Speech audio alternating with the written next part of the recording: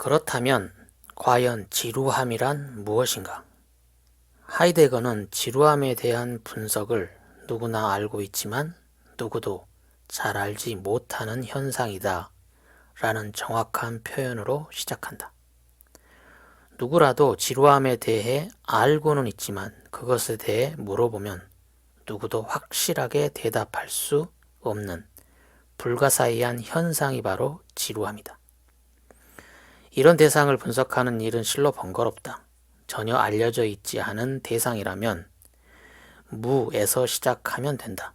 독자에게도 처음부터 하나하나 가르쳐주면 간단하다. 그렇지만 지루함처럼 어쩐지 알고 있는 듯한 느낌이 드는 대상이라면 알고 있다는 사실 자체가 분석을 방해한다. 알고 있는 것 같은 기분이 들기 때문에 어디까지 분석을 진전시켜야 할지도 알 수 없다. 다른 사람에게 설명하더라도 상대방이 내가 알고 있는 지루함과는 다르다고 생각하면 분석이 아직 끝나지 않았는데도 더 이상 귀를 기울이지 않는다. 그래서 하이데거는 우선 모두들 어렴풋이 알고 있는 지루함을 일단 두 가지로 나누어 고찰해 볼 것을 제안한다. 첫 번째는 어떤 것에 의해 지루해짐. 두 번째는 어떤 상황에 처하여 그 곁에서 지루해함. 하이데거는 첫 번째 지루함을 제1형식, 두 번째 지루함을 제2형식이라고 부른다. 다른 두 가지는 동일해 보일지 모르지만 전혀 다른 개념이다. 먼저 첫 번째는 수동형이다. 지루해진다.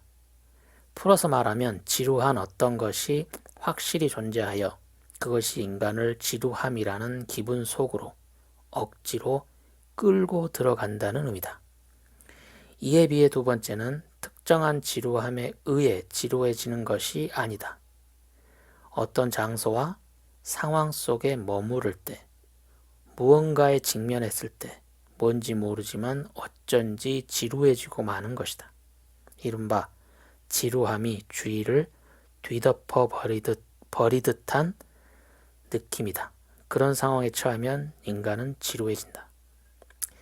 이런 설명만으로는 쉽게 이해되지 않겠지만 그리 걱정할 필요는 없다. 다시 앞에서 언급했듯이 하이데거는 매우 쉽게 일상적인 예를 통해 두 가지 지루함을 설명하기 때문이다. 이러한 사례가 바로 하이데거의 지루함 이론을 재미있게 만드는 요인이기도 하다. 우선 지루함의 제1형식을 설명하는 사례다. 천천히 읽어보자. 예를 들어 우리는 지금 어떤 외진 시골에 특별할 거 하나 없는 기차역 대합실에 걸터 앉아 있다. 다음 열차는 4시간 후에야 도착한다. 이 지역은 딱히 매력적이지도 않다. 그러고 보니 배낭에 책 한 권을 넣어왔다. 꺼내서 읽어볼까? 그런데 그다지 내키지 않는다. 그렇다면 어떤 문제에 관해 사색에 빠져볼까? 그럴 마음도 들지 않는다. 기차 운행표를 훑어보거나 이 역을 중심으로 어딘지 잘 모르는 낯선 곳까지 표시된 동네 지도를 상세히 들여다보기도 한다. 그리고 시계를 본다. 겨우 15분이 지났을 뿐이다. 역 앞 거리로 나가보자. 역전을 할 일 없이 이리저리 거닐어 보지만 아무 도움이 안 된다. 그 다음엔 길을 따라 늘어선 가로수가 몇 그루인지 세어본다. 그리고 다시 시계를 들여다본다. 정확히 5분이 지났다.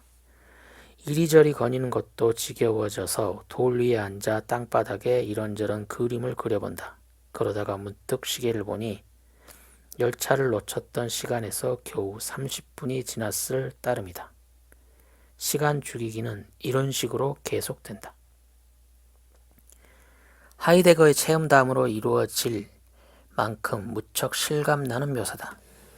독자 입장에서도 상상하기 쉬운 한 번쯤 경험해본 상황이라고 해도 좋다. 하이데거는 이런 뻔한 장면을 어떤 식으로 분석할까?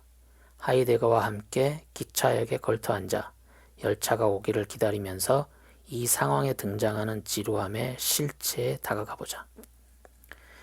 위에서 묘사한 장면에서 우선 주목할 것은 시계를 보는 행위다. 열차를 기다리면서 몇 번이나 시계를 보곤 한다. 당연하게도 기다림에 진력이 나서 그 행위에서 해방되고 싶기 때문이다. 그렇다면 몇 번이나 시계를 보는 행위는 지루하기 때문이고 지루한 이유는 기다리고 있기 때문이라는 생각이 들지도 모른다. 즉, 지루함을 발생시키는 원인은 기다림이라고 가정하게 된다. 그러나 결코 그렇지 않다. 기다림은 어디까지나 이 사례에서만 지루하게 느껴지는 것뿐이다. 기다림이 언제나 지루하지는 않으며 긴장하며 기다리는 경우도 종종 있다. 예컨대 중요한 시험 결과를 기다리는 경우에는 지루함을 받아들일 만한 여유가 없다. 그런데 대합실에서는 왜 기다리는 행위가 지루해지는 것일까? 다른 관점에서 생각해 볼 필요가 있다. 열차가 빨리 도착하길 바라지만 열차는 오지 않는다. 그때 드는 감정은 초조함이다. 우리는 초조함에서 탈출하고 싶어 한다. 즉, 우리를 곤란하게 만드는 것은 초조함이다. 그렇다면 지루함이란 결국 초조함을 의미하는 걸까? 초조함은 확실히 지루함과 관련되어서 생겨나지만 그렇다고 지루함과 동일한 개념은 아니다. 초조함이란 오히려 지루함을 억누르고 싶은데도 가능하지 않을 때 일어나는 것이기 때문에 다시 말해 초조함은 지루함 자체가 아니라 지루함의 결과로 발생한다. 지금까지의 논의에서 알 수 있는 사실은 기다리는 행위나 초조함은 지루함과 관련해서 나타나지만 그렇다고 지루함 자체는 아니라는 점이다. 그렇다면 지루함은 어디에서 생겨나는 것일까? 관점을 다시 한번 바꿔보자. 지금까지는 지루한 우리들이 어떤 상태에 처해 있는지 설명했다. 이번에는 지루한 우리가 지루함과 어떤 관계를 맺고 있는지 생각해보자. 지루할 때에는 지루함을 억누르려 한다. 그럴 때 필요한 것이 시간을 죽이기 위한 기분 전환이다. 우리는 기분 전환을 통해 지루함에서 벗어나려고 한다. 앞 사례로 돌아가서 생각해보면 나무가 몇 그루인지 세어본다거나 거리를 왔다 갔다 하고 쭈그려 앉아 땅바닥에 그림을 그리는 행동 모두 기분 전환의 일환이다. 이 모든 행위는 지루함을 꼼짝 못하게 눌러버리고 싶은 마음에서 행해진다. 이러한 기분 전환에 주목하면 또다시 시계를 보는 행동이 중요해진다. 기분 전환을 위한 활동이 이루어질 때마다 곧바로 시계로 시선이 향하기 때문이다. 길을 왔다 갔다 하다가 바로 시계를 본다. 땅바닥에 그림을 그리다가 또 금방 시계를 본다. 왜 그러는 걸까? 혹시 시계를 보는 일 역시 기분 전환의 일환은 아닐까? 그렇지는 않을 것이다. 시계를 보는 행동이 지루함을 억누르기 위한 행동일 리는 없다. 우리는 지루함을 떨쳐버리기 위해서가 아니라 시간을 확인하기 위해 시계를 볼 뿐이다. 그러나 단순히 몇 시인지 확인하기 위해서라면 몇 번이나 시계를 들여다볼 필요는 없다. 그렇다면 몇 번이나 시계를 보는 행동에는 어딘가 이상한 점이 있다는 뜻이 된다. 바로 이 지점에 문제의 탈출구를 위한 열쇠가 있는 것 같기도 하다. 앞서 말했듯 몇 번이나 반복해서 시계를 보는 행위는 단순히 현재 시간을 확인하고 싶어서가 아니다. 즉, 지금이 몇 시, 몇 분인지 알고 싶어서가 아니라는 말이다. 시계를 보는 이유는 다음 열차의 출발까지 시간이 얼마나 남았는지 알고 싶기 때문이다. 그렇다면 왜 남은 시간을 알고 싶을까? 눈앞에 나타난 지루함을 상대로 앞으로 얼마나 이 성과 없는 기분 전환 행위를 계속해야 하는지 확인하고 싶어서다. 지금 우리는 지루함과 싸우는 중이지만 이 싸움이 썩 잘 진행되는 것 같지는 않다. 그렇기에 앞으로 얼마나 이 싸움을 계속해야 하는지 확인해 보려 한다. 기분 전환을 통해 지루함을 상대로 벌이는 싸움이란 어떤 것일까? 말할 필요도 없이 시간이 빨리 흘러가게끔 하는 것. 시간이 더욱 빨리 지나가도록 만드는 것이다. 그러면 왜 시간이 빨리 지나가게 하고 싶을까? 이유는 명백하다. 시간의 흐름이 더디게 느껴지기 때문이다. 이제 지루함을 해명하기 위한 실마리를 얻은 듯하다. 지루함이 생길 때 시간은 더디게 흐른다. 시간이 꾸물거린다. 지루한 우리들은 이렇게 우물쭈물 흘러가는 시간 때문에 곤란해진다. 그러나 왜 시간의 꾸물거림이 우리를 곤란하게 만들까? 꾸물거리는 것 자체는 우리와 적극적으로 관계를 맺고 있지 않다. 그러니까 머뭇거린다고 해서 특별히 사람을 곤란하게 하는 일은 별로 없다. 예를 들면 머뭇거리며 굼뜬 성격을 가진 사람이 옆에 있다고 해도 우리는 결코 곤란해지지 않는다. 자신과 관계없는 인간이 혼자서 우물쭈물하고 있을 뿐이기 때문이다. 머뭇머뭇하는 인간은 우리와 관계를 맺으려 하지 않는 소극적인 인간이므로 무턱대고 듣고 싶지도 않은 이야기를 걸어오는 적극적인 인간에 비해 오히려 고마울 정도다. 그런데 왜 지루함의 경우에는 머뭇거리는 것이 우리를 곤란하게 하는 것일까? 대답은 간단하다. 머뭇거림이 우리들을 곤란하게 하는 이유는 그것이 단순히 머뭇거릴 뿐만 아니라 우리를 붙잡고 있기 때문이다. 우리는 지루해하면서 느릿느릿 흐르는 시간에 붙잡혀 있는 셈이다. 붙잡힘이야말로 지루함을 구성하는 첫 번째 요소다. 시간이 느리게 흘러가며 꾸물거린다. 이렇게 느린 시간에 의해 우리들은 붙잡힌다. 이것이야말로 지루함으로 인해 발생하는 문제다. 머뭇거리는 시간에 의한 붙잡힘은 지루함의 제1형식을 구성하는 요소다. 이런 유형의 지루함에는 반드시 시간에 의해 붙잡히는 사건이 일어난다고 보면 된다. 그러나 이 답만으로는 아직 충분하지 않은데 붙잡힘은 지루해할 때의 모습에 대한 상세한 설명에 지나지 않기 때문이다. 다시 말해 지루한 인간이 처한 상태를 다른 말로 바꾼 것에 불과하다. 이 묘사만으로는 지루함 그 자체를 정의할 수 없다. 따라서 좀 더 논의를 진전시키기 위해서 다음 질문에 대답하지 않으면 안 된다. 왜 우리는 꾸물거리는 시간에 의해 붙잡히면 곤란해질까? 기분 전환을 위해 우리들은 무언가 해야 할 일을 찾는다. 이를테면 거리를 걷거나 나무에 숫자를 세거나 앉아서 땅바닥에 그림을 그린다. 이렇듯 무언가 해야 할 일을 찾아 그 일을 시도한다. 해야 할 일이라고 해도 내용은 상관없다. 어떤 일에 달려들 것인지는 문제가 되지 않는다. 지루함을 떨쳐내려는 상황에서 관심은 오로지 해야 할 무언가를 찾는 것이지 어떤 일을 해야 할 것인가가 아니다. 그러므로 평소라면 할 법하지도 않은 나무를 세거나 거리를 이리저리 배회하는 행동을 한다. 단순히 해야 할 일만 있다면 어떤 일이든 상관없기 때문이다. 그렇다면 지루해하는 우리는 무엇 때문에 해야 할 일을 찾고 어째서 그 일을 하려 할까? 일이란 가능하다면 하고 싶지 않는 것이 아닌가? 그러나 실상은 그렇지 않다. 해야 할 일이 없으면 인간은 무엇도 하지 않는 상태, 즉 허무한 상태에 방치된다. 무엇이든 할 일이 없는 상태는 인간을 견딜 수 없게 만든다. 그래서 할 일을 찾는 것이다. 앞 질문으로 돌아가 보자. 왜 우리는 우물쭈물 머뭇거리는 시간에 붙잡히게 되면 곤란해질까? 그렇게 붙잡히면 아무것도 없는 곳, 공허한 상태로 내버려지기 때문이다. 인간은 아무 할 일 없는 공허한 상태를 참기 힘들어한다.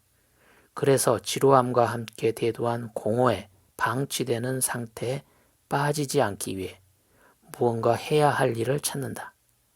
공허함 속에 내던져지는 상태를 이제부터 공허에 방치됨이라고 부르려 한다. 이것이 바로 지루함을 구성하는 두 번째 요소다. 공허 속에 내버려지지 않기 위해 기분 전환을 한다는 사실은 쉽게 수긍이 간다. 그런데 곰곰이 생각해보면 공허는 과연 아무것도 없는 상태로 존재하는 것일까? 조금 전의 상황으로 되돌아가 보자. 아무것도 없는 공허함이라고 말하지만 열차를 기다리는 우리 주변에는 과연 아무것도 없을까? 물론 그렇지 않다. 우선 기차역이 있으며 운행표도 거리도 가로수도 있다. 원래부터 그곳은 철도가 지나가는 지역이기에 아무것도 없을 리 없다. 이렇듯 분명 무언가가 있다. 그런데도 왜 아무것도 없는 공허라고 할까? 정확히는 이렇게 말해야 한다.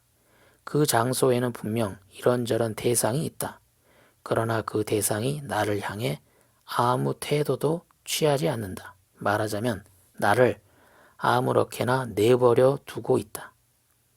공허에 방치됨이란 단순히 대상이 없는 상태가 아니라 대상이 우리들에게 아무것도 제공해 주지 않는 상황을 의미한다.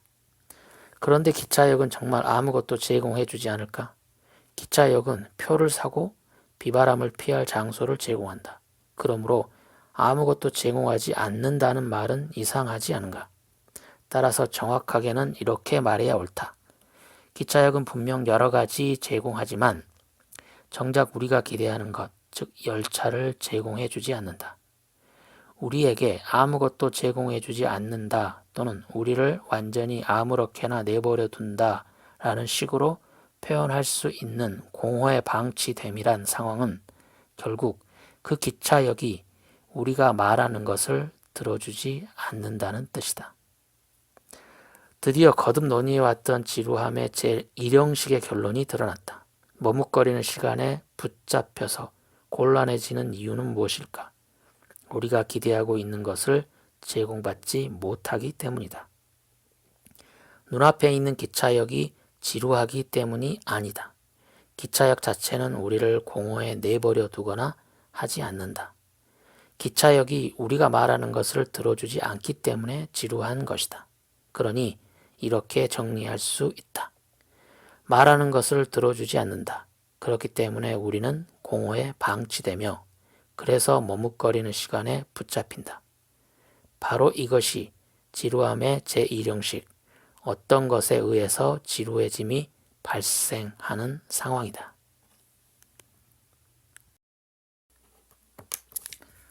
지루함의 제1형식이 해명되었다고 해도 내 말을 들어주지 않는다라는 말은 어쩐지 자기 변명 같은 느낌도 든다. 기차 시간을 놓친 것은 자신의 책임이라고 생각되지는 않는가? 하이데거는 이미 그런 반론이 제기될 것을 알고 있었다. 그래서 다음과 같이 말한다. 지금 여기에서 던지고자 하는 질문은 왜 누구의 책임으로 지루함이 발생했는지가 아니라 그렇게 발생한 지루함이 어떤 상황에 처해 있는가 라는 점이다. 이렇게 한 발 앞서 반론을 가볍게 제압해버린 하이데거는 마지막으로 알쏭달쏭한 말을 덧붙인다. 각각의 대상에는 특유한 시간이 있다. 이를테면 기차역에는 기차역 나름의 시간이 있다. 기차역이 가진 나름의 시간이란 기차역이 가져야 할 이상적인 시간이다. 이상적 시간은 바로 열차가 출발하기 직전이다. 열차가 출발하기 직전에 역에 도착해서 기다리지 않고 열차에 올라타는 사람은 기차역의 이상적 시간에 매우 적합하게 대응한 셈이 된다.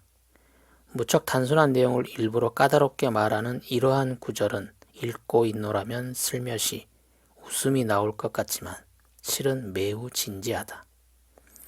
하이데거의 말은 우리가 무언가에 의해 지루함을 느낄 때는 그 무언가가 지니고 있는 특유한 시간에 적합하게 맞추지 못했다는 뜻이다.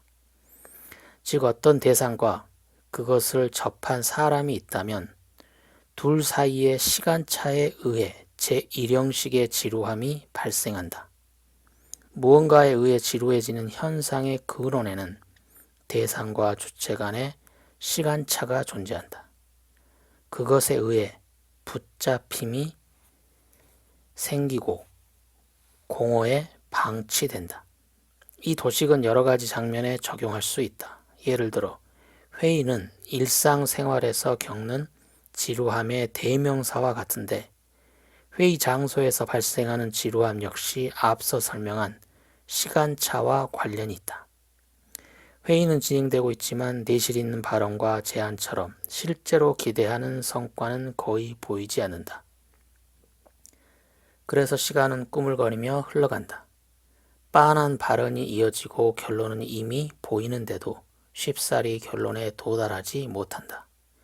그러므로 이 회의에는 당연한 결론이 있는데 왜 이렇게 지지부진하지? 라는 판단을 내리는 주체의 시간과 그 회의가 열리는 장소의 시간 사이에 어긋남이 발생한다. 회의실에 붙잡힌 우리는 관심을 끄는 의미 있는 발언이나 제안이 나오지 않는다는 점에서 공허에 방치되고 있다. 지금까지 살펴본 지루함의 제1형식, 즉 어떤 것에 의해 지루하게 됨의 분석은 충분히 설득력이 있다. 그러나 이미 서술했듯 하이데거는 여기에 머무르지 않고 지루함의 제2형식, 어떤 상황에 처하여 지루해함의 분석을 향해 나아간다. 여기서 주의할 점은 하이데거는 단순히 여러 종류의 지루함을 분류하기 위해 지루함의 형식을 나눈 것이 아니라는 사실이다. 말하자면 지루함에는 이런 것도 있고 저런 것도 있고 라는 식의 고찰이 아니다. 하이데거는 제1형식으로부터 제2형식으로 진행됨에 따라 지루함에 대한 분석도 깊어진다고 강조한다. 두 유형은 병립하지 않으며 제2형식은 더욱 더 심화된 지루함이다. 1형식보다 심도 깊은 제2형식의 지루함이란 도대체 어떤 것일까? 무언가에 처해서, 즉 어떤 것 곁에서 지루해함과 무언가에 의해 지루하게 됨을 나란히 놓아보면 바로 알아차릴 수 있는 차이가 있다. 제2형식에는 그 사람을 지루하게 하는 무언가가 명확하지 않다. 다시 말해 특정의 무언가에 의해 지루해지는 것이 아니다. 무언가에 처해서 어떤 장소에서 저도 모르게 왜인지 언제인지도 모르게 지루해진다. 제2형식은 그런 지루함을 가리킨다. 그러나 이런 설명만으로는 명확히 파악되지 않을지도 모른다. 그러므로 제1형식을 분석할 때처럼 구체적인 사례를 통해서 살펴보도록 하자. 하이데거는 제2형식에 관한 사례는 잘 떠오르지 않는다고 말하면서도 다음과 같이 몹시 인상적인 상황을 예로 들었다. 우리는 누군가에게 파티 초대를 받았다. 그렇다고 꼭 가야 할 필요는 없다. 그러나 하루 종일 일에 매달려 있었고 마침 저녁 시간도 비어 있었기 때문에 가기로 마음먹었다. 의뢰 그랬듯 격식을 차린 음식이 차려져 있었고 식탁에선 대화가 이어졌다. 음식은 입에 잘 맞았고 다른 모든 조건도 마음에 들었다. 식사가 끝나면 흔히 그렇듯 둘러앉아 음악을 듣고 농담도 하면서 시간을 보낸다. 재미있고 유쾌했다. 슬슬 집에 돌아갈 시간이다. 부인들은 정말로 즐거웠고 매우 멋진 파티였다고 몇 번이나 확인하듯 말한다. 그저 인사치레가 아니라 배웅하러 문 밖에 나온 자리에까지 정말 좋은 시간이었다고 되풀이한다. 말 그대로 파티는 매우 훌륭했다. 오늘 밤 파티에서 지루했던 상황이라곤 아무것도 없었다. 대화도, 사람들도, 장소도 어느 것 하나 지루하지 않았다. 그래서 우리는 흐뭇해진 기분으로 집으로 돌아왔다. 집에 들어와 저녁에 끝내지 못한 일을 얼른 살펴보고 내일 아침에 무슨 일을 처리해야 할지 확인해 본다. 그러다가 문득 깨닫는다. 나 실은 오늘 밤 파티에서 무척 지루했어. 라고. 왠지 모르지만 상상할 수 있을 법한 상황이다. 그런데 생각해보면 불가사의한 상황이기도 하다. 아무리 찾아보려고 해도 지루한 구석은 없었다. 그런데도 분명 지루해 하고 있었다. 나 자신이 지루한 인간이기 때문에 스스로 지루하게 만든 것일까? 그렇지는 않다. 자기 스스로를, 내가 나 자신을 지루하게 만드는 것은 명상적인 반성에 잠겨 스스로에게 골몰하는 일일 텐데 그날 밤은 전혀 그렇지 않았다. 자기 내면에 빠져 있기는커녕 대화나 식사에 적극적으로 참여하여 사람들과 잘 어울렸다. 나는 내 자신이 원인이 되어 지루했던 것은 아니다. 그런데 어째서인지 잘 모르겠지만 파티 자리에 있으면서도 지루했다. 그렇다면 혹시 시간을 낭비해 버렸다는 언짢음과 후회에서 생겨난 착각일까? 역시 아니다. 명백한 점은 그토록 기분 좋은 시간이었는데도 지루해하고 있었다는 사실이다. 이 일화는 분명 하이데거의 실제 체험인 듯하다.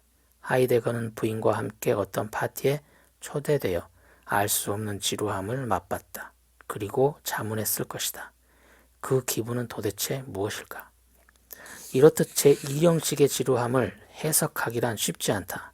지루함의 제1형식을 참고해서 분석을 진행해보자.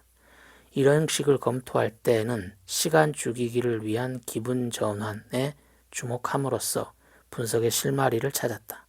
여기에서도 마찬가지 방식으로 지루함의 제2형식에 대처하기 위해 시도하는 기분 전환을 파악해 보려 한다. 파티 도중에 몇 번이나 하품이 나올 것 같았다. 피곤해서가 아니었으니 그 하품은 지루함의 명백한 증거다. 우선 파티 자리에서도 지루해 했다는 사실을 확실히 해두자. 이상한 것은 그 상황에서는 지루함을 타개할 만한 기분 전환거리를 찾을 수 없었다는 점이다. 저녁 시간이 어떻게 흘러갔는지 선명히 머릿속에 펼쳐지지만 스스로 기분 전환을 위한 무슨 행동을 했는지에 해당하는 그럴듯한 것은 전혀 기억할 수 없다. 이는 무슨 의미일까? 지루해하고는 있었지만 기분 전환을 위한 행위는 하지 않았다는 뜻일까? 그도 그럴 것이 실제로 파티는 즐거웠기 때문이다. 그렇지만 상황을 자세히 되짚어보면 무료한 시간을 위한 기분 전환 행위가 없었다고만 할 수는 없을 것 같다. 예를 들면 문득 손가락으로 톡톡 식탁을 두드리고 싶었던 적이 있었는데 이는 시간 때우기용 기분 전환의 전형적인 행동이다. 손가락으로 식탁을 두드리려 했을 때 마침 시가 케이스가 손님들에게 돌려줬고 내 차례가 와서 하나를 집었다. 한 대 어떠세요? 아, 감사합니다. 한 개 피워볼까요? 시가를 권하고 피우는 일은 파티 장소에서 벌어지는 사교적인 행동 중 하나다. 그리고 이 역시 시간 때우기를 위한 기분 전환 중 하나다. 이렇게 생각해보면 확실히 기분 전환과 비슷한 행위가 있었다고 볼 수 있다. 가로수를 샌다든지 거리를 이리저리 어슬렁거리는 식은 아니지만 파티 자리에서도 역시 기분 전환 같은 행위는 존재했다. 그런데 파티의 모습은 분명히 떠올릴 수 있는데도 자신이 했던 기분 전환은 왜 확실하게 떠올리지 못했던 것일까? 저도 모르게 식탁을 톡톡 두드린다거나 시가를 피우는 기분 전환 비슷한 행위는 제1형식의 지루함에서 나타나는 기분 전환과는 성격이 다른 듯하다. 제2형식의 지루함에서 기분 전환은 제1형식과는 다른 형태를 나타난다. 제1형식과는 다른 형태로 나타난다. 그렇기 때문에 잘 생각이 나지 않는 것이다. 제1형식의 지루함을 위한 기분 전환에서는 해야 하는 어떤 일이 있어야 했다. 일의 내용은 뭐라도 좋으니 어쨌든 어떤 일에 종사함으로써 시간이 흘러가게 할 방법이 필요했다. 그렇다면 제2형식의 지루함에서는 어땠을까? 끽 여는 확실히 해야 할 일거리를 준다.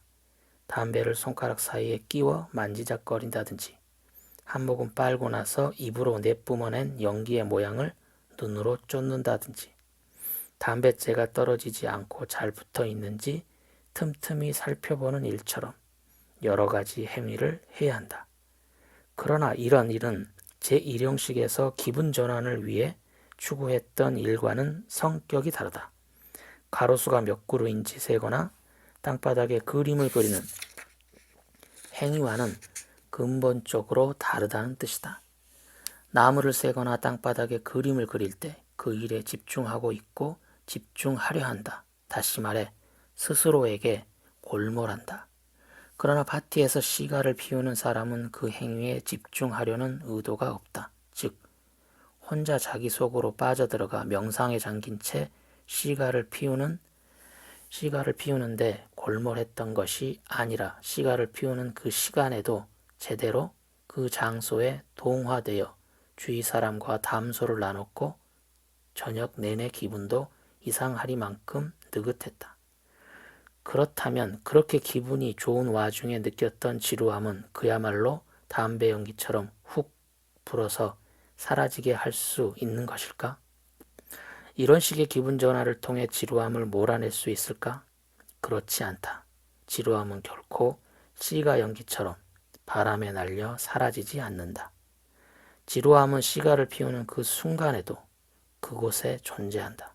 그리고 시가를 피우는 동안 흡연 행위 자체는 담소를 나누거나 점잖게 처신하는 식의 다른 행동 속으로 완전히 숨어든다.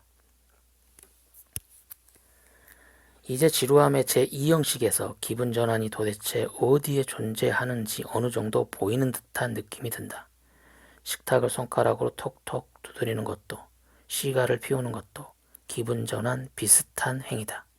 그렇다면 왜 기분 전환이라고 말하지 못하고 기분 전환 비슷한 행위라고 생각할까? 시가를 피우는 행위 자체만으로는 기분 전환이 되지 않기 때문이다. 그저 기분 전환의 일부일 뿐이다. 좀 더 명확히 설명하자면 파티나 나의 행위 어딘가에 기분 전환이 존재하는 것이 아니라 실은 그 행동 전체, 더 나아가 그날 파티 자체가 지루함을 달래기 위한 기분 전환이었던 셈이다. 우리들은 이 파티나 자신의 행동 어딘가에서 기분 전환이 이루어진다고 생각했다. 그러나 실상은 그렇지 않으며 기분 전환을 찾았던 그 장소 자체가 기분 전환이었다. 그래서 기분 전환의 구체적 양상을 확실히 찾을 수 없었던 것이다. 앞에서 하이데거의 논의에 따라 지루함의 제2형식은 어떤 것 곁에서 지루해함이라고 공식화했다. 여기에서 어떤 것이란 저녁 모임을 가리킨다. 나는 파티 자리에 처해서 지루해진 것이지만 동시에 그 파티 자체가 지루함을 쫓기 위한 기분 전환이었다는 뜻이다. 그러므로 다음과 같이 말할 수 있다. 지루함의 제2형식에는 지루함과 기분 전환이 독특한 방식으로 뒤엉켜 있다. 드디어 해답을 찾았다. 파티에서 지루해하고도 지루함을 억누르기 위한 기분 전환 행위를 찾을 수 없었던 이유는 그 자리에 있던 자체, 즉 파티가 기분 전환이었기 때문이다. 그렇기 때문에 특정한 지루함을 발견하기 힘들었던 것은 당연하며 지루함을 몰아내기 위한 확실한 기분 전환을 역시 발견할 수 없었던 것이다. 이제 두 가지 형태의 지루함이 가진 차이는 명확해진다. 제1형식의 경우는 지루하게 만든 대상이 분명히 존재했고 주체는 그에 대한 조치로서 시간 죽이기, 즉 기분 전환을 수행했다. 제2형식의 경우에는 주체가 직면한 상황 자체가 원래부터 기분 전환이었고 그 상황은 시간 때우기를 위해 만들어진 것이므로 기분 전환으로서 궁리해낸 그 상황에서는 특정한 지루함 따위는 생겨나지 않는다. 어쨌든 재미거리가 마련되어 있었고 사람들과의 담소도 그 자리도 지루하게 느껴지지 않았으며 오히려 만족해서 집으로 돌아올 수 있었던 것이다. 자, 이제 수수께끼와도 같았던 지루함의 제2형식에서 시간 죽이기를 위한 기분 전환을 어떤 식으로 발견하는지 알게 되었다. 그렇다면 제2형식에서 지루함은 도대체 어떠한 것일까? 질문을 바꿔보면 제2형식에서 지루함은 어떠한 방식으로 작동할까? 여기에서 참고가 될 만한 것은 제1형식의 분석이다. 제1형식에서는 지루함의 형태를 만드는 것으로 붙잡힘과 공허의 방치됨이라는 두 가지 요소를 발견했다. 제2형식에서도 상황은 똑같을까? 당연한 대답이겠지만 같지 않다. 우선 제1형식에 있어서 붙잡힘은 머뭇거리는 시간과 연결되어서 꾸물거리며 더디게 흐르는 시간이 우리들을 붙잡고 있었다. 제2형식에서는 시간의 머뭇거림이나 우리가 그 시간에 붙잡히는 상황은 보이지 않는다. 나는 파티가 빨리 열리기를 기다리지 않으며 몇 번이나 시계를 쳐다보는 행동도 하지 않는다. 시간이 더디게 흘러가지도 않는다. 그도 그럴 것이 파티를 위해 기꺼이 시간을 따로 떼어 놓았기 때문이다. 그런데도 지루한 것이 문제다. 공허의 방치됨에 관해서도 똑같이 말할 수 있다. 파티에서 공허한 요소는 없었으며 파티는 즐거운 일로 가득 차 있었다. 우리는 외진 시골의 작고 심심한 기차역에 있지 않았고 게다가 방치되지도 않았다. 파티에는 관심을 끌 만한 요소가 여럿 있었으며 멈출 새 없이 상대방과 대화를 주고받았다. 그렇다면 지루함의 제2형식에서는 머뭇거리는 시간에 의한 붙잡힘도 우리들을 둘러싼 상황에 의해 공허의 방치됨도 없다는 말일까?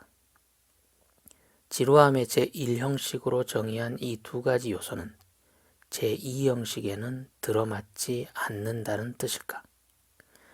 처음으로 돌아가서 생각해보자. 제1형식에서 지루함은 특정한 무언가, 예를 들어 도착하지 않는 열차에 의해 발생하고 그로 인해 우리들은 지루해진다. 그것에 비해 제2형식에서는 특정한 지루함은 존재하지 않고 무언가에 직면함으로써 우리들이 지루해한다. 여기에서는 지루하게 만드는 것이 무엇인지 알 수 없다는 성격을 띈다. 무엇인지 알 수 없는 상황에 있으므로 무언가 해야 할 일을 찾아서 두리번거리며 주위를 찾아 헤매는 행동 따위는 하지 않는다. 예를 들어 파티에서 수다를 떨고 맞장구를 치면서 주위 사람들과 어울린다. 그들과 함께 있다는 사실에 자신을 맡겨버린다. 부하내동, 자포자기의 태도다. 이러한 태도에서는 무언가를 찾는다거나 무언가에 의해 충만해지는 기분은 완전히 지워지고 사라져버린다. 따라서 우리는 자포자기의 태도를 취하면서 이제 더 이상 아무것도 추구하지 않게 된다. 그곳에 있는 물건, 사람, 대화와 같은 것이 자신을 어떻게 충만하게 만드는가에 대해서는 더 이상 생각하지 않는다. 이렇듯 주위에 자신을 맡겨버리면 마음이 편해지며 맞장구를 치며 함께 왁자지껄 떠들며 유쾌해진다. 그러니까 자신이 공허함 속에 있다는 사실은 아무래도 상관없다. 이렇게 해서 결국 그 자리에 있는 자신 속에서 공허가 자라나게 된다. 즉, 제2형식의 지루함에서도 역시 공허의 방치됨이 존재한다. 그러나 제1형식의 경우와는 다른 유형이다. 제1형식의 공허의 방치됨에는 충족감이 결여되어 있었다.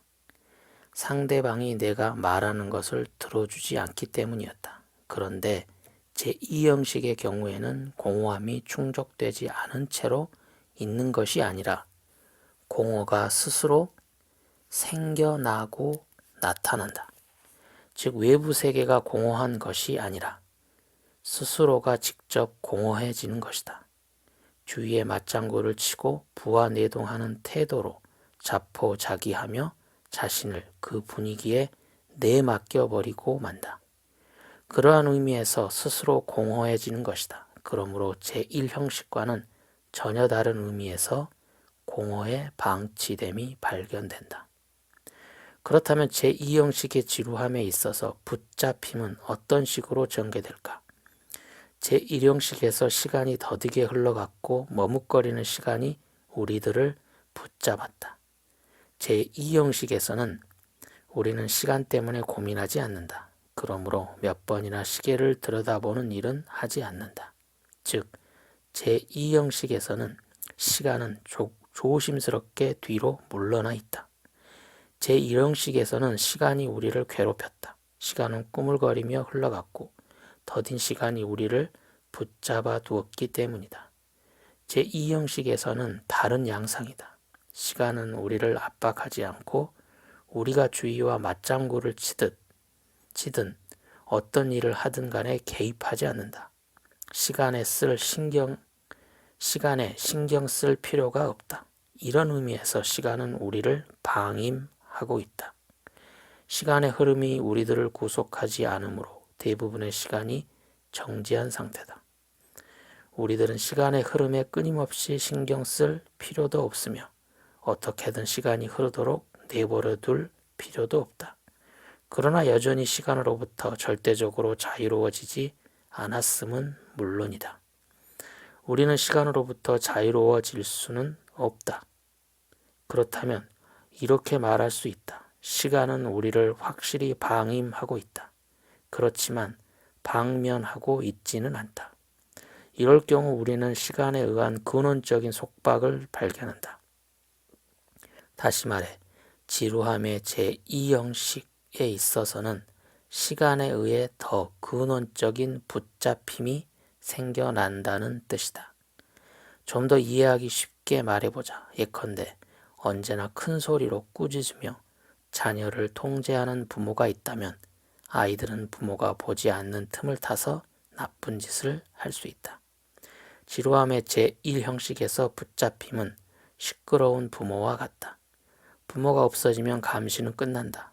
머뭇거리는 시간에 의한 붙잡힘은 일정한 시간이 흐르면, 이를테면 열차가 도착하면 끝이 난다. 이와 반대로 아이가 마음대로 해도 아무 말도 하지 않으면서 가만히 지켜보는 부모가 있다면 아이는 또 다른 종류의 스트레스를 받을 것이다. 확실히 방임되고 있지만 결코 방면되지 않은 감각은 점점 심해질 것이다.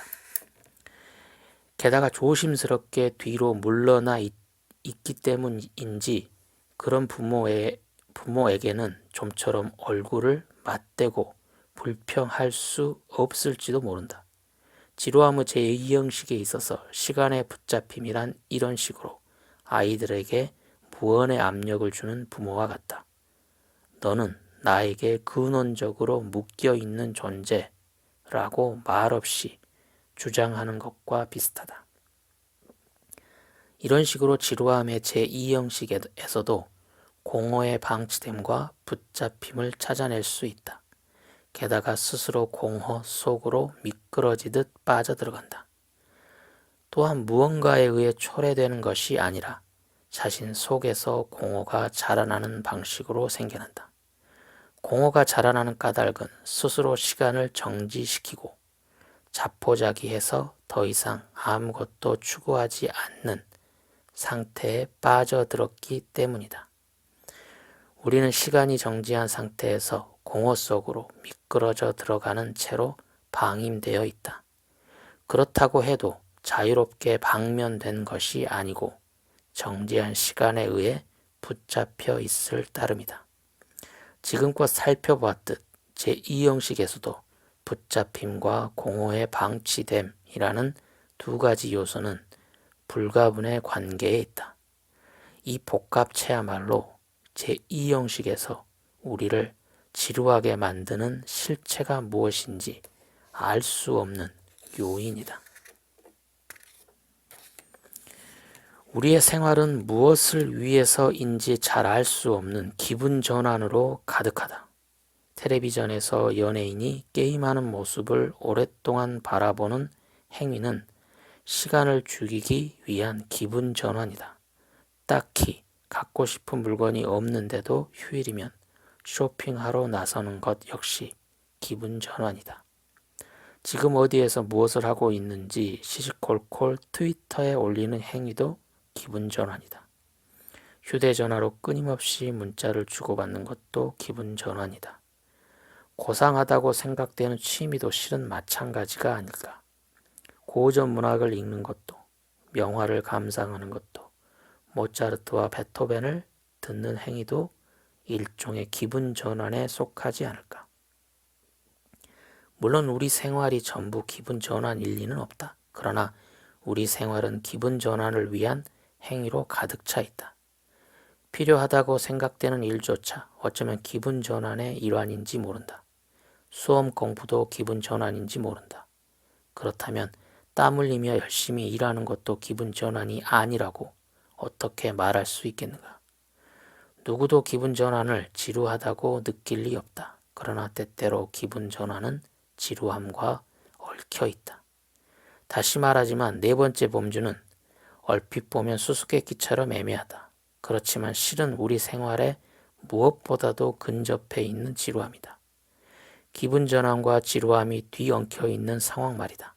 삶이란 대부분 그러한 상황에 처해 있고 그러한 상황에 당면에 있는 것은 아닐까.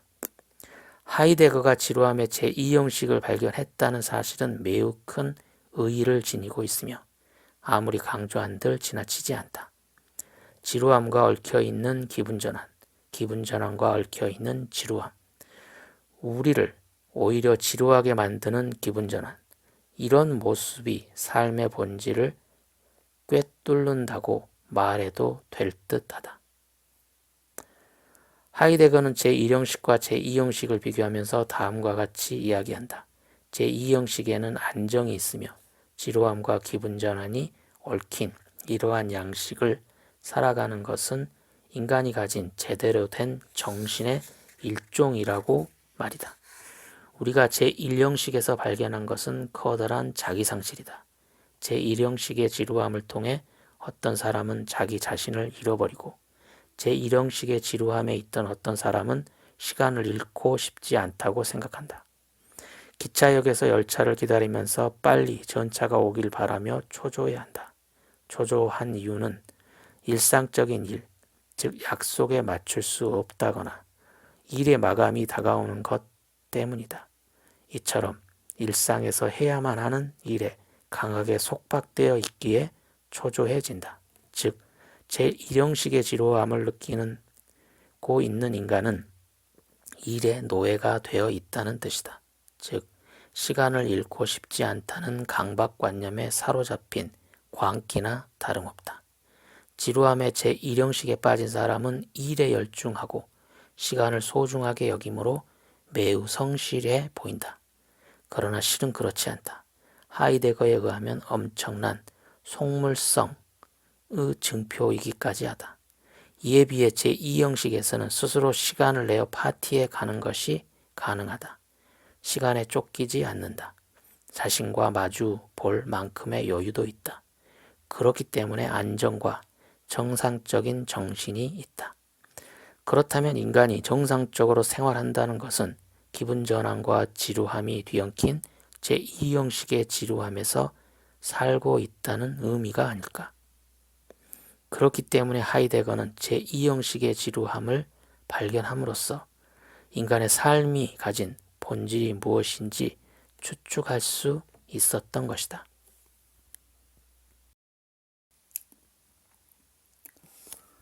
지루함에 대한 하이데거의 날카로운 분석은 지루함에서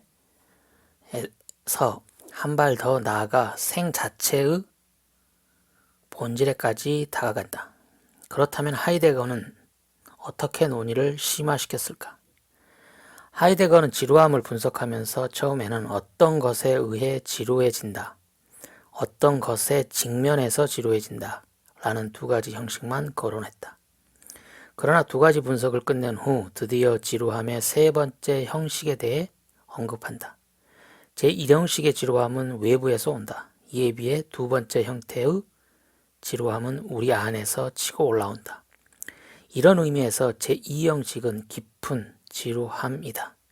그러나 아직 그렇게까지 심오한 것은 아니다. 제2형식에서는 기분 전환이 가능하기 때문이다. 아니, 더 정확히 말하면 두 번째 형태의 지루함은 기분 전환과 얽혀 있다. 그래서 하이데거는 기분 전환 자체가 아예 불가능하게 느껴지는 최고로 심도 깊은 지루함에 대해 고찰한다. 바로 지루함의 제3형식이다. 그렇게까지 심도 깊은 지루함이란 도대체 어떤 것일까? 하이데거는 그 지루함을 이미 알고 있다고 말한다. 가장 깊숙한 지루함, 지루함의 3형식은 과연 무엇일까? 답을 들으면 놀라지 않을 수 없는데 하이데거는 아무 준비도 없이 갑자기 대답을 내놓는다. 아무튼 그냥 지루해. 이것이 지루함의 제3형식이다.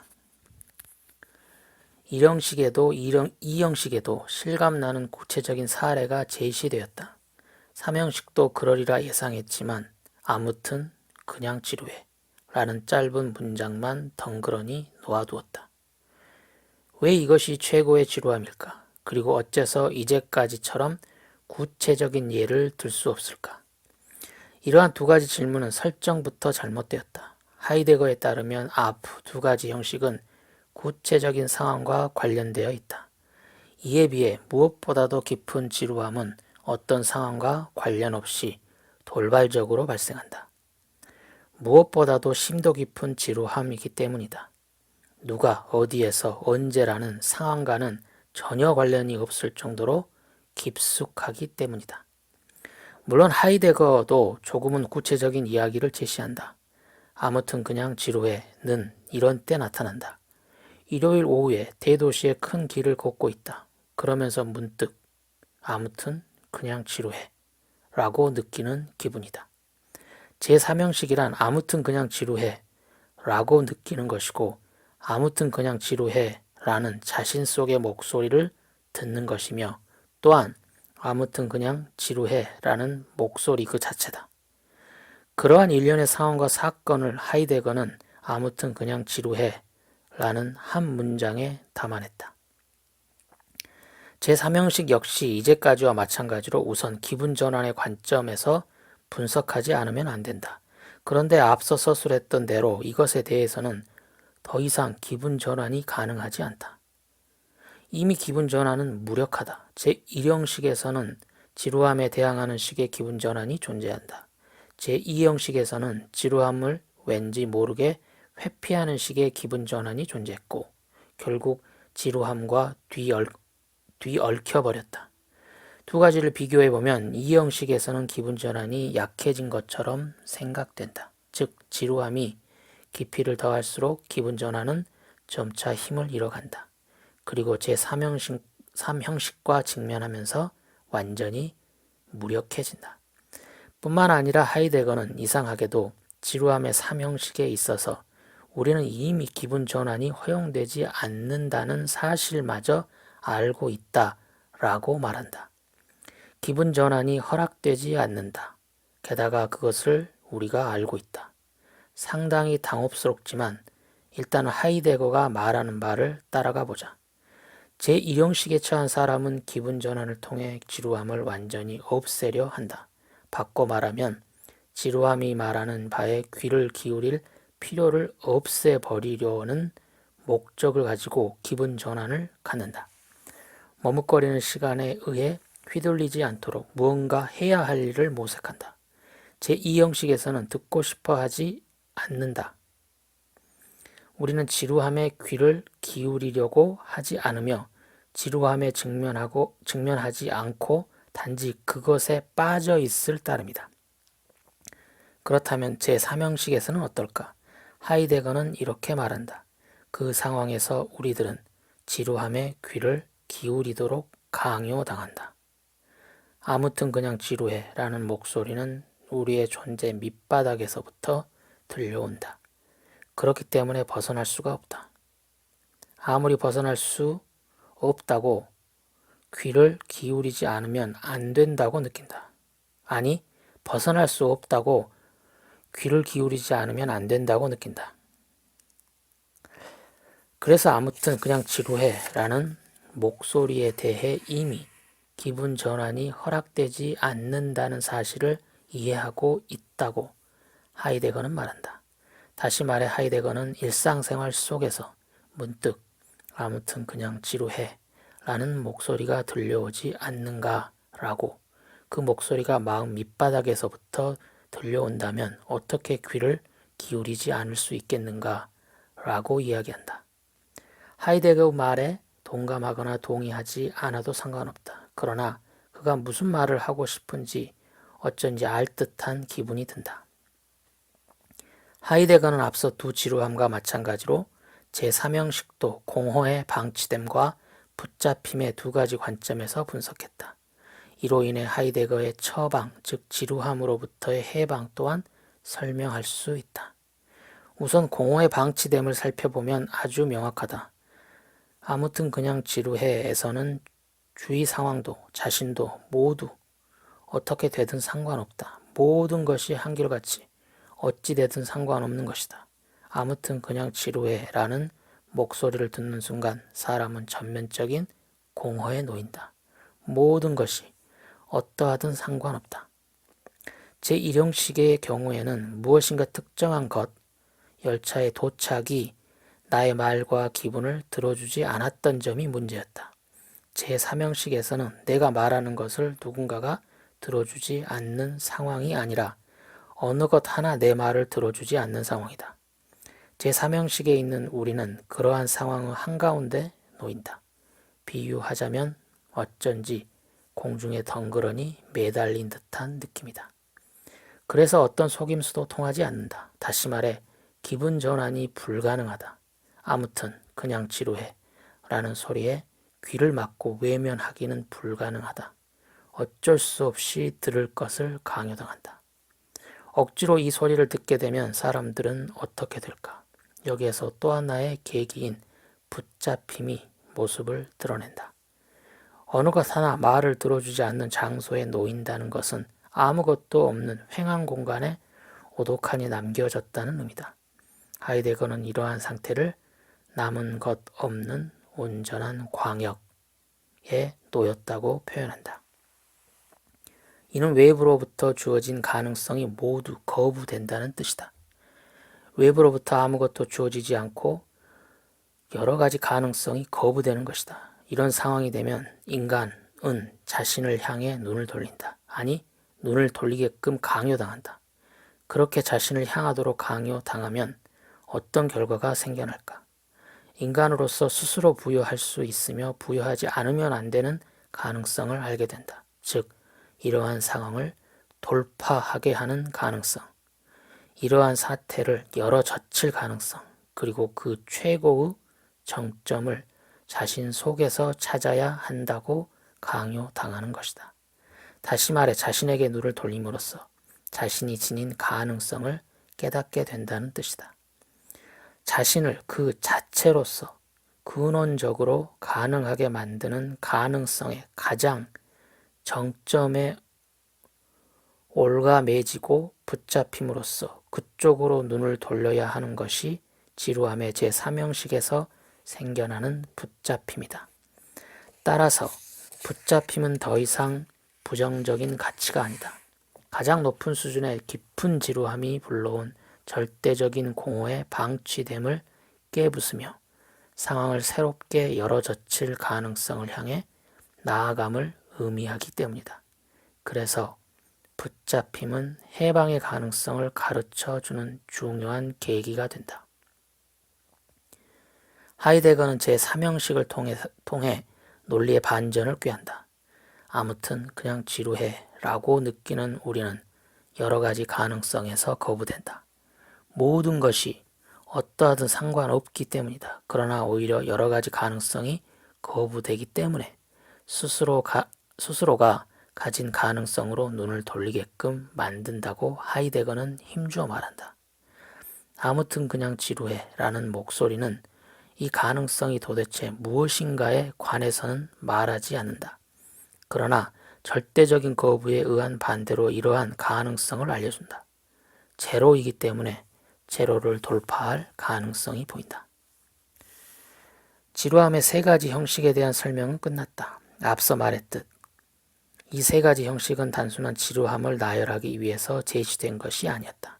1형식에서 3형식으로 향해 진행될수록 지루함은 깊이를 더해간다. 그리고 이러한 깊이는 더 심한 지루함이라는 의미가 아닐 뿐더러 실제로 제3형식이 가장 심하게 느껴진다는 뜻도 아니다. 제3형식을 무엇보다도 깊은 지루함이라고 규정하는 이유는 제3형식으로부터 다른 두 가지 형식이 발생하기 때문이다. 거꾸로 진행되기 때문에 의아할지 모르겠지만 결코 이해하기 어렵지 않다. 정리해서 설명해보면 다음과 같다. 제1형식은 역에서 열차를 기다릴 때 느끼는 지루함이었다. 그러나 왜 열차를 기다리는 것에 지루함을 느낄까? 기차역이 내가 말하는 것을 들어주지 않으므로, 즉 원하는 대로 열차를 제공해주지 않기 때문이다. 그것은 왜 지루함으로 연결될까? 시간을 잃고 싶지 않다고 생각하기 때문이다. 그렇다면 왜 시간을 잃고 싶지 않을까? 시간을 일상적인 일에 쓰고 싶기 때문이다. 시간을 쓸데없이 낭비하고 싶지 않고 일상적인 일을 위해 시간을 최대한 사용하고 싶기 때문이다. 하이데거가 말한 대로 일상 속에서 일의 노예가 되었기 때문에 우리는 제1형식의 지루함을 느낀다. 만약 일에서 자유롭다면 다음 열차가 도착할 때까지 기다려야 한다는 사실 때문에 초조하거나 지루해하지는 않을 것이다. 다시 질문을 던져보자. 어째서 우리들은 일부러 일의 노예가 되려고 하는가? 왜 바빠지려 하는가? 노예로서의 삶이란 무섭지 않을까? 실은 그렇지 않다. 정말로 무서운 것은 아무튼 그냥 지루해 라는 목소리를 계속 들어야 하는 상황이다. 우리가 일상 속에서 일의 노예가 되는 것은 아무튼 그냥 지루해 라는 깊은 지루함으로부터 도망치기 위해서다. 우리는 마음속 심연에서 들려오는 아무튼 그냥 지루해 라는 목소리에 귀를 기울이고 싶지 않고 외면하고 싶다. 그렇기 때문에 일의 노예가 되고 자신을 바쁘게 만듦으로써 아무튼 그냥 지루해 라는 목소리로부터 도망치려 한다. 즉 제1형식의 지루함을 초래한 것은 제3형식의 지루함이다. 아무튼 그냥 지루해 라는 목소리로부터 어떻게든 도망치기 위해 일의 노예가 되고 그 결과 1형식의 지루함을 느끼는 상황에 이른다. 그렇다면 2형식은 어떨까? 제2형식에서는 처음에는 기분 전환이 눈에 띄지 않았다. 분석한 결과 무언가 어떤 상황에 처하여 그 곁에서 지루해하는 것이라고 정의할 수 있었다. 그리고 무언가 어떤 상황이야말로 기분 전환이다. 따라서 제2형식에서는 기분 전환과 지루함이 뒤엉켜 있었다. 그러나 여기에서 단순한 의문이 생긴다. 과연 이 기분 전환은 왜 행해졌던 것일까? 기분 전환이란 무릇 지루함이 있고 나서 그것을 떨쳐버리기 위해 행해지는 것이 아닐까? 떨쳐버리려 하는 지루함은 눈에 띄지 않고 반대로 기분 전환에 의해 지루함이 생겨난다는 것은 어떤 의미일까? 한마디로 말해 그 파티는 왜 열렸던 것일까? 지루함의 제3형식을 알게 된 지금 이 상황이 역시 더 이상 수수께끼가 아니다. 지루함의 제2형식의 특징은 우리들이 듣길 원하지 않는다는 점이다. 그렇다. 아무튼 그냥 지루해 라는 목소리.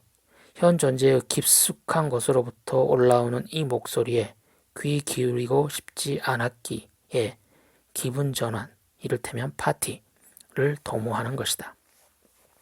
제2형식이 발단이 된 기분 전환, 파티는 애초부터 지루함을 떨쳐버리기 위해 고안된 것이다. 아무튼 그냥 지루해 라는 목소리를 듣지 않고 지루함을 해결하기 위해 파티가 열렸다고 할 수 있다. 그런데 아이러니하게도 기분 전환 속에서 지루해진 것이다. 이렇게 생각해보면 제1형식과 제2형식은 그렇게 큰 차이가 없는 것처럼 생각된다. 어느 쪽도 아무튼 그냥 지루해 라는 소리부터 귀를 닫는 것을 목표로 하고 있기 때문이다. 그러나 두 가지는 전혀 다르다. 이 형식에서는 시간을 따로 할애하여 스스로 제공한다. 제1형식처럼 노예가 되지 않았기 때문에 자기 자신과 마주하려는 자세가 드러나 있다.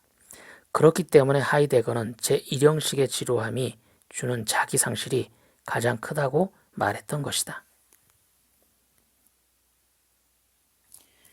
그런데 아직 확인하지 못한 중요한 사항이 있다. 하이데거는 지루함의 제3형식인 아무튼 그냥 지루해 속에서 인간이 자신의 가능성을 보게 된다고 말한다. 그렇다면 과연 그 가능성이란 무엇일까? 놀랄 정도로 단순한 하이데거의 답은 가능성이란 바로 자유다. 지루함이라는 기분이 우리에게 알려준 것은 우리가 자유롭다는 사실, 그 자체다 라고 주장한다. 이렇게 바꿔 말해도 좋겠다. 우리들은 지루하다. 자유롭기 때문에 지루하다. 지루하다는 것은 자유롭다는 뜻이다. 논의는 여기에서 끝나지 않는다. 이 단계에서는 아직 자유는 가능성에 머물러 있다. 인간이 자유롭다는 가능성을 드러냈을 뿐이다. 그러면 어떻게 자유를 실현할 수 있을까? 이 질문에 대한 답 또한 놀랄 만큼 단순하다. 바로 결단을 통해서다. 하이데거는 지루해하는 인간에게는 자유가 있으므로 결단에 의해 자유를 발휘하라고 말한다. 지루함은 당신에게 자유를 가르친다. 그러니 결단하라. 이것이 하이데거가 제시한 지루함론의 결론이다.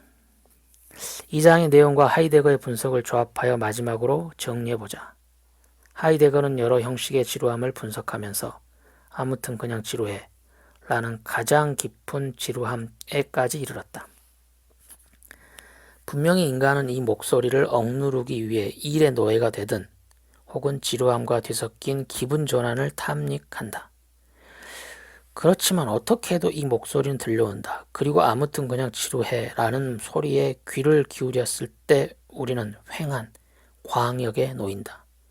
모든 것이 뒤로 물러나고 무엇 하나 나의 이야기를 들어주지 않는 새하얀 공간에 던져진다. 그러나 이러한 무의 상태는 인간이 가능성을 알 수 있는 기회이기도 하다. 그 가능성의 맨 꼭대기로 좋든 싫든 눈을 돌릴 수 있기 때문이다. 모든 가능성이 거부되었기 때문에 도리어 그 가능성이 나타난다. 하이데거의 서술을 지금까지 설명한 이 책의 맥락에 의해 풀어서 이야기하면 다음과 같다. 인간의 대뇌는 고도로 발달해왔다. 그 뛰어난 능력은 유목 생활에서 마음껏 발휘되었다.